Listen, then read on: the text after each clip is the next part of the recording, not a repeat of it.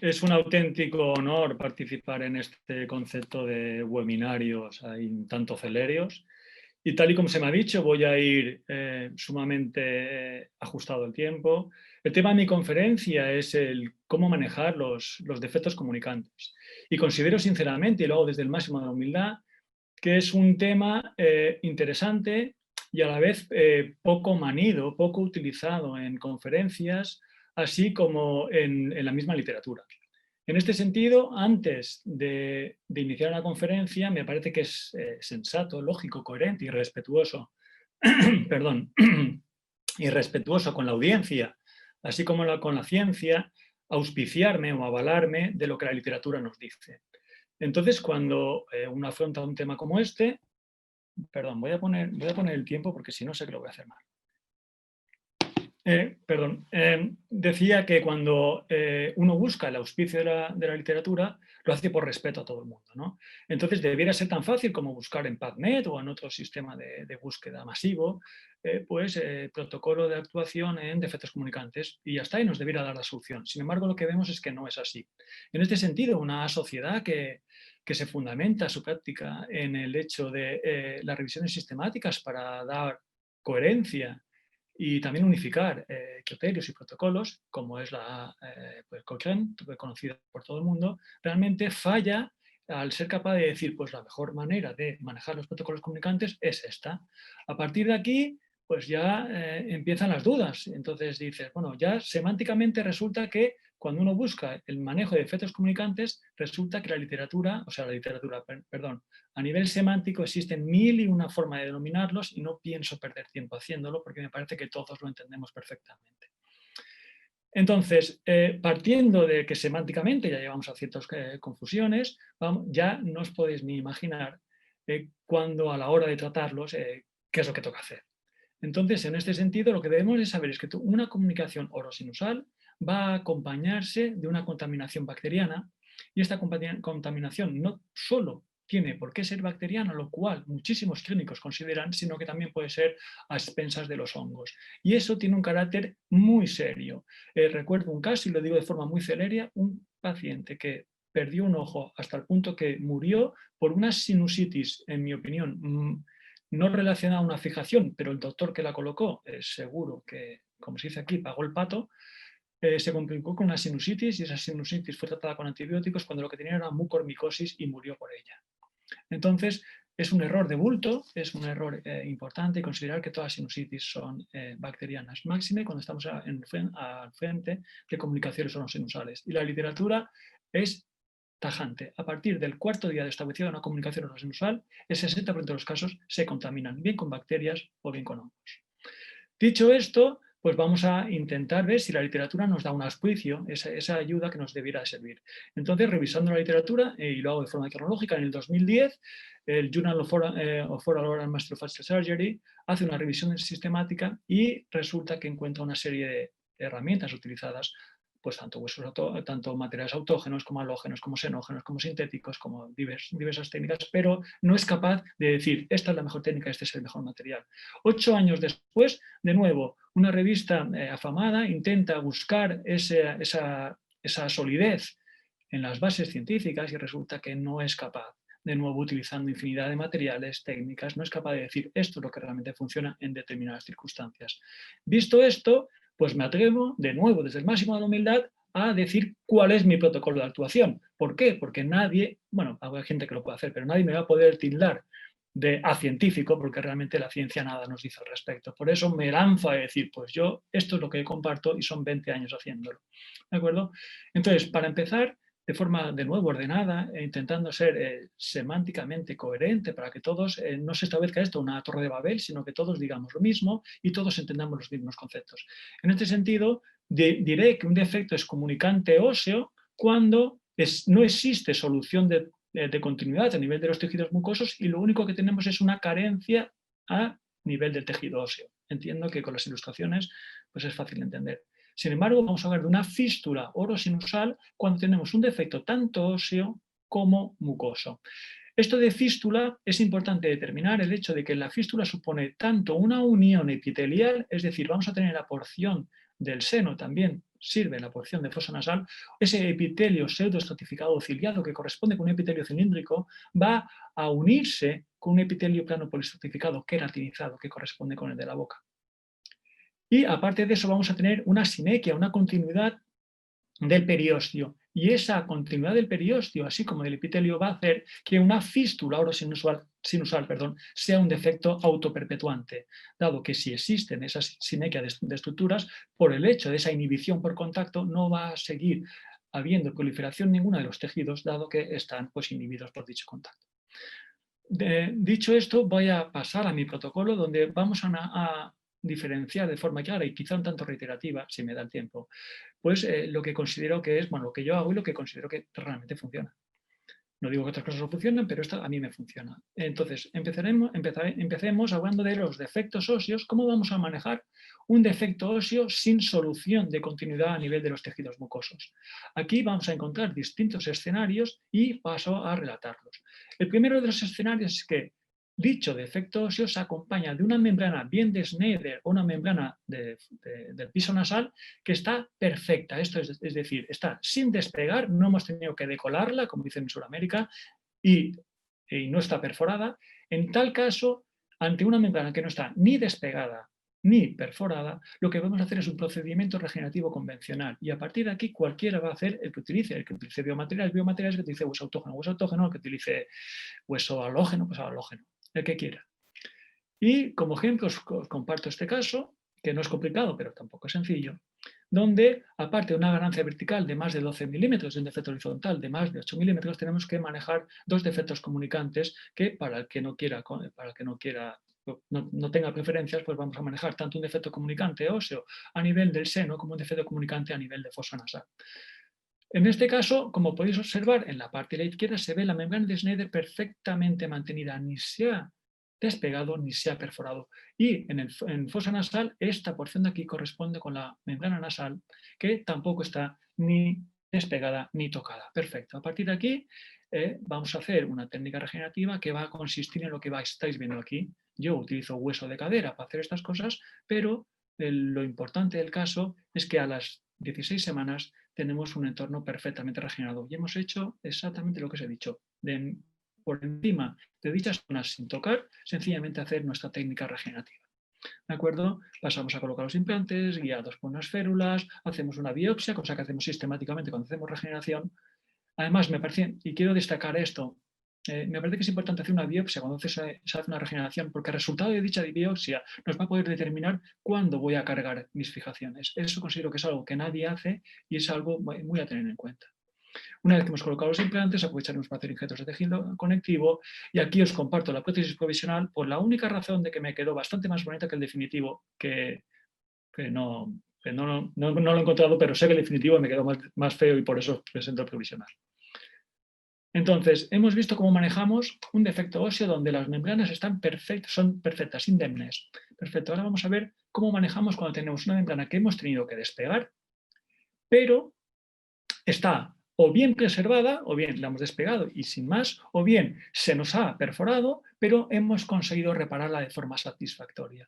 En tal caso, sistemáticamente voy a proceder a colocar una membrana de colágeno nativo por encima de dicha membrana y pasar a hacer por encima de dicha barrera de colágeno, pasar a hacer un procedimiento regenerativo convencional igual que hemos hecho hasta ahora. ¿De acuerdo?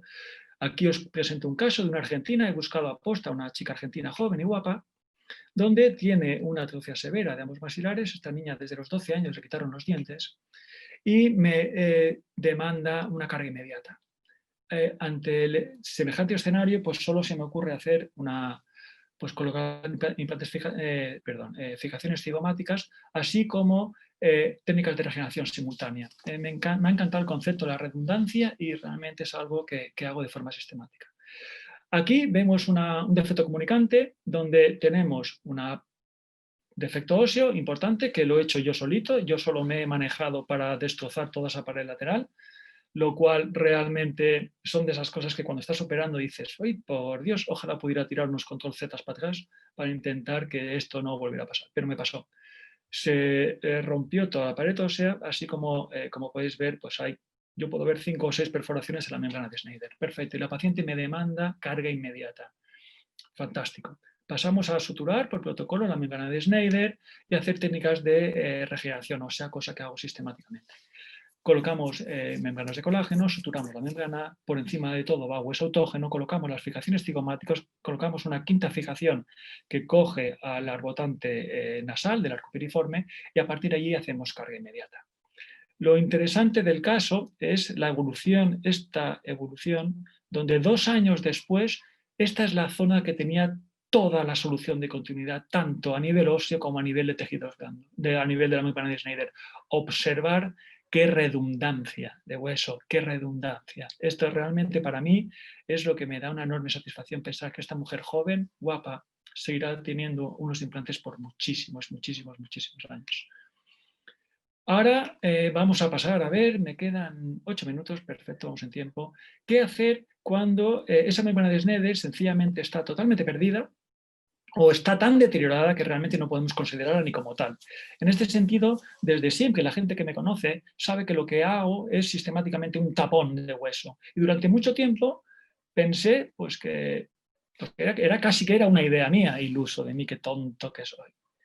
Entonces, pues lo que hemos visto hasta ahora es que cuando tenemos una membrana de Schneider bien preservada o bien que lo que hemos hecho es repararla, pasaremos a hacer una técnica regenerativa convencional. Sin embargo, cuando tenemos dicha solución de continuidad, cuando esta barrera no está presente, lo que he hecho sistemáticamente es colocar un tapón de hueso, ¿de acuerdo? Esto se ejemplifica en esta pues mínima ilustración, donde la idea es colocar un tapón que contenga cortical y esponjosa y pues a modo sencillamente, pues a martillazos, introducirlo en el lecho y será un entorno receptor lo que lo estabilice. ¿De acuerdo? Así tenemos casos sumamente pequeños, donde esto es sencillísimo de hacer. Se puede coger hueso de la tuberosidad, hueso del mentón, hueso de la rama, hueso del trígono retomolar, hueso del paladar o de donde consideréis. Una vez que tenemos dicho injerto tomado, pasaremos y como dice la literatura, esto me lo encontré apenas hace unas semanas preparando esta conferencia, donde vi que en el 2005 ya se hacía lo que yo proponía. Total, bueno, yo proponía, bueno, yo no leía el artículo, pero se antojaba sumamente evidente. Entonces, pues, ¿veis? Como veis aquí, utilizaremos una trifina, buscaremos la zona donante, meteremos un trifinazo y con ese cilindro de hueso se impactará a presión en el defecto comunicante. Sencillamente genial, sencillamente fácil, sencillamente económico y yo no sé cuántos casos he hecho, no lo he revisado, pero os aseguro que no he tenido ningún fallo de decir, nunca he tenido ninguna complicación haciendo esta técnica, nunca. Entonces es de esas cosas que realmente recomiendo y considero que como docente mi deber es compartir técnicas con una predictibilidad que sea la más alta posible. ¿De acuerdo? En este caso quería buscar, al margen de buscar casos aparatosos, quería buscar casos del día a día.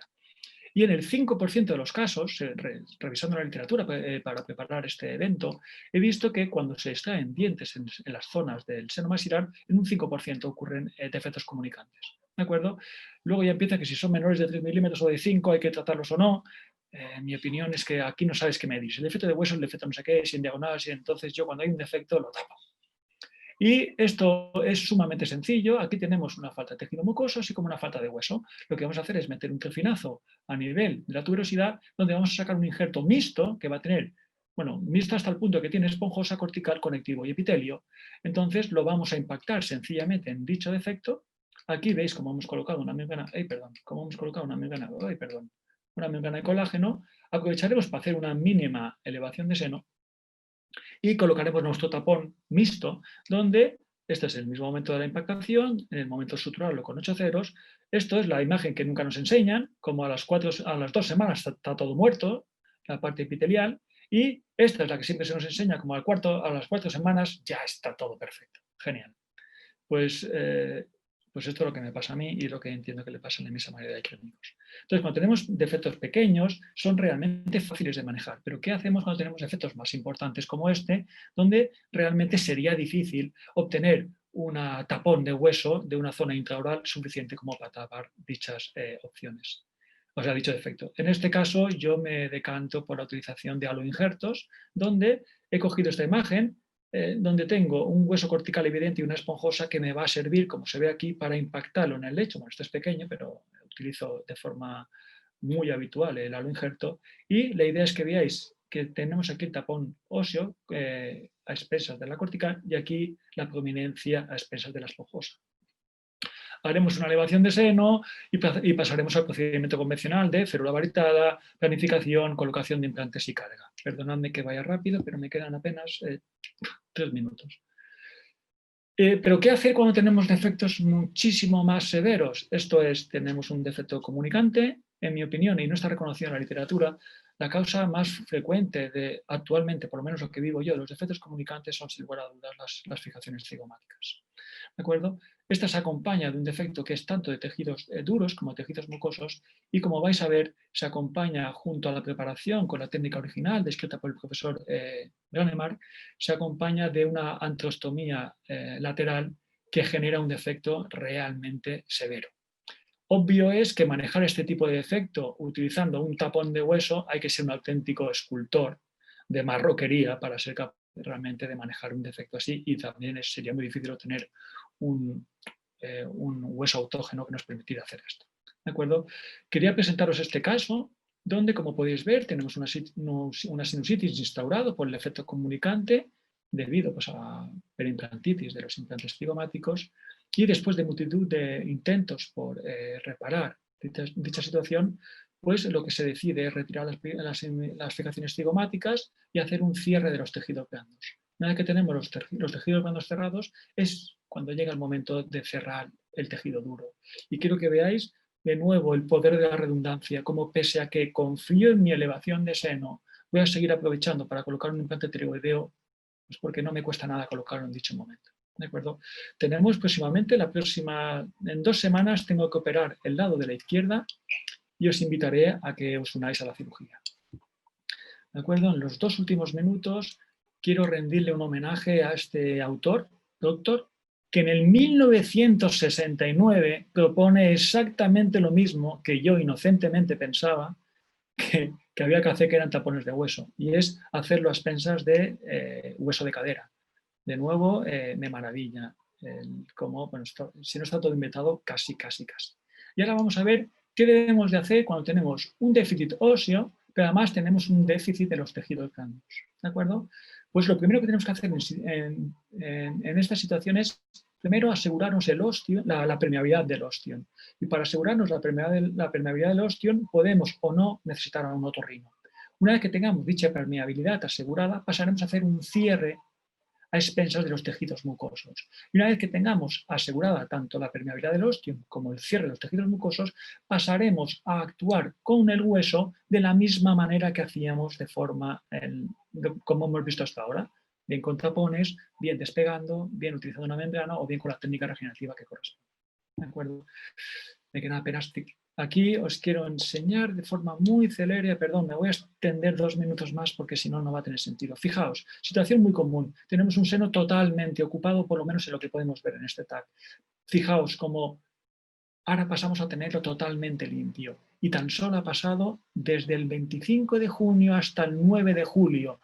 Tan solo 10 días después tenemos un seno totalmente limpio. Y esto, fijaos, hacemos una técnica de elevación de seno, pero además colocamos otros implantes donde se puede. ¿Por qué? Pues porque si algo va mal, lo tenemos todo resuelto. Y de paso hago una ganancia vertical porque la cabra tira al monte y yo siempre que veo un defecto lo intento regenerar. ¿De acuerdo? Entonces pasamos de un seno casi totalmente ocupado a un seno limpio, a una elevación de seno con el concepto de ser redundante. Y el secreto de esto es lo que estáis viendo. Sencillamente hemos colocado Trigon Depot, que es acetónido de triancinolona, en las siguientes franjas de tiempo.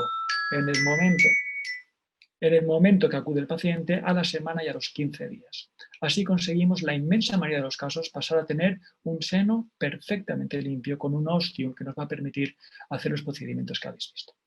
En cuanto al cierre de los tejidos mucosos, pues deciros que la literatura corresponde un poco con la que ha sido siempre mi idea, que los colgajos de desplazamiento coronal a expensas del vestíbulo pues son una técnica muy socorrida, pero después hay 3 zonas donde en la zona anterior nos decantamos más por hacer colgajos de dorso de lengua, en la zona de premolares, quizá primer molar, hacemos colgajos de rotación de paladar, y en la zona tuberositaria de 6, 6 y 7 típicamente utilizamos la bola de Bichat.